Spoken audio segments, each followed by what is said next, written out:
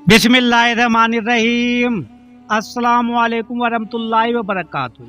तो मेरे प्यारे हजरात, अल्लाह के रहम करम से आप सभी भाई अच्छे होंगे और मेरे वीडियो पे आने के लिए तहे दिल से खुश आमदीद। तो मेरे प्यारे दोस्तों, आज के हालात जो मुसलमानों पे बीतती है मेरे प्यारे दोस्तों, ये एक जगह की बात नहीं है।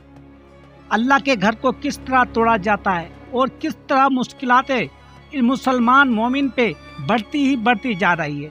लेकिन जिसने कलमा तो पढ़ लिया, लेकिन उसको अपने इस्लाम के बारे में कोई भी थोड़ा सा दुख भी नहीं होता। तो मेरे प्यारे दोस्तों, मुश्किलातें तो हर किसी के ऊपर आती है। अल्लाह ताला ने भी इरशाद फरमाया है, इन्ना माअल उसरी युसरा।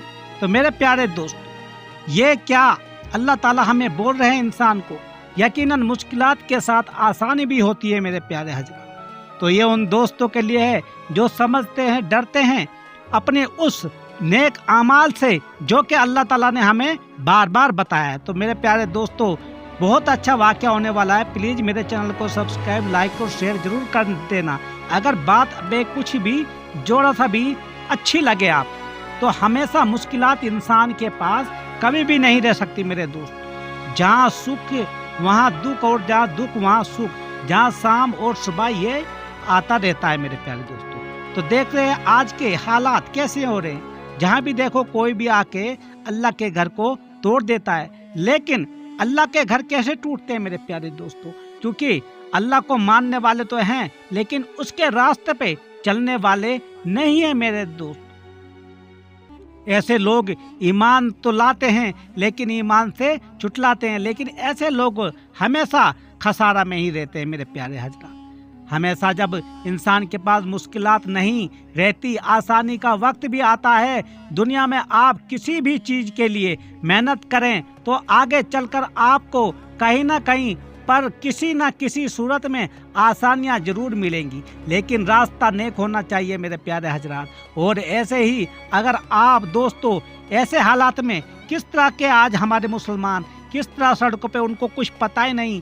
अल्लाह ताला के घर में आवाज़ होती है, बुलाया जाता है, अजान होती है, लेकिन वो उनको पता ही नहीं कि अल्लाह ताला ने हमें बुलावा भेजा है। लेकिन इसलिए अल्लाह के घर भी टूट रहे हैं मेरे प्यारे दोस्तों, क्योंकि उनको निगहबान में जो उनके घर खाली पड़े रहते हैं।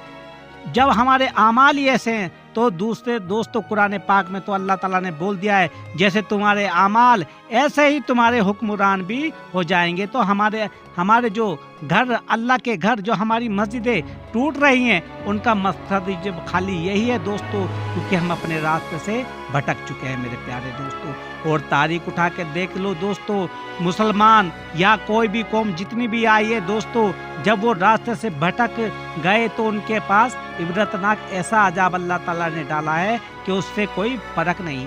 ये वही निशानियां हैं मेरे प्यारे दोस्तों, अल्लाह के घर को किस तरह तोड़ देते हैं। लेकिन बस वक्त है ये अब, जो कि हम मुसलमान तो हैं लेकिन हमारा ईमान बिल्कुल खस्ता हो चुका है मेरे दोस्तों।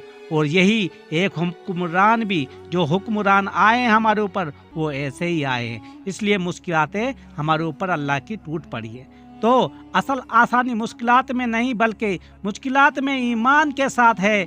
ईमान के साथ किए जाने वाले सब्र और मेहनत पर है। अगर किसी शख्स की ज़िंदगी में मुश्किलात आई और उसने खुदकुशी कर ली तो उसके लिए आसान नहीं है, उसकी ज़िंदगी खसारा है। तो दोस्तों अल्लाह ताला फरमाते हैं, वमलिलहुम इन्ना क़ैदी मतीन, और मैं उन्हें ढील दे रहा हूँ, यकीन रखो मेरी तदबीर बड़ी मजबूत है। जो कोई जुल्म कर रहा है, अल्लाह की नाफरमानी कर रहा है, कुरान का इनकार कर रहा है, शरीयत का मजाक उड़ा रखा है दोस्तों, और उसे ज़ाहिरी तौर पर कुछ नहीं हो रहा है, तो इसका मतलब ये नहीं समझना कि वो अब मर्जी का मालिक, अपनी मर्जी का मालिक बन चुका है।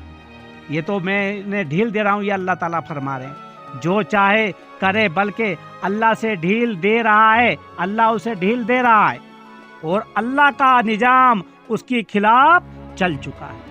अचानक जब उसकी पकड़ होगी तो वो मायूस होके रह जाएगा, और अल्लाह ताला की तदबीर मजबूत है, उसे कोई भी झुटला नहीं सकता। اس کے سامنے سارے اسباب ٹوٹ جائیں گے، عزت میں سے ذلت نکل آئے گی، رزق کے اسباب بند ہو جائیں گے، خوشامد کرنے والے لوگ ایک دم ساتھ چھوڑ جائیں گے میرے پیارے حضرات، عہدے ختم ہو جائیں گے۔ اللہ کی ڈھیل میں اللہ کی رحمت بھی ہے اور غضب بھی، یہ یاد رکھنا میرے پیارے دوستو۔ رحمت یہ ہے کہ پکڑ سے پہلے توبہ کر لو، اور غضب یہ ہے کہ جتنی بڑی ڈھیل اتنی زیادہ ظلم کرو گے اتنا زیادہ عذاب آئے گا۔ تو ڈرو خدا سے اور چھوڑ دو اس نافرمانی، ورنہ اس کی پکڑ بڑی سخت ہے، پھر کوئی چھڑانے والا بھی نہ ہوگا میرے پیارے حضرات، یہ یاد رکھنا۔ یہی اللہ تعالیٰ نے ہمیں بار بار بتایا ہے، اور دوسری آیت میں اللہ تعالیٰ فرما رہے ہیں سورۃ المزمل، وَاذْكُرِ اسْمَ رَبِّكَ وَتَبَتَّلْ إِلَيْهِ تَبْتِيلًا، اور اپنے پروردگار کے نام کا ذکر کرو اور سب سے الگ ہو کر پورے اسی کے ہو رہے ہو۔ ہر وقت اپنے پروردگار کی یاد ہو، دل بس اسی کے لیے اسی سے لگا ہو۔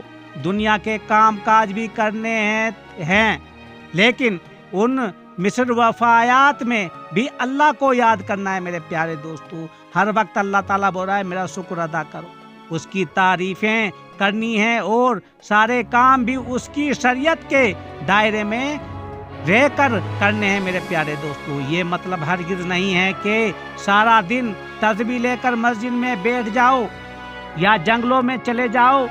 ساری دنیا سے کٹ کر اسی کا ہو جانے کا ایک مطلب یہ ہو سکتا ہے میرے پیارے حضرات کہ تمہیں اللہ کی بات ماننی ہے، پھر کوئی تمہارا ساتھ دے یا نہ دے سب کو چھوڑ دو، لیکن اللہ کے حکم کو نہ چھوڑو میرے پیارے حضرات۔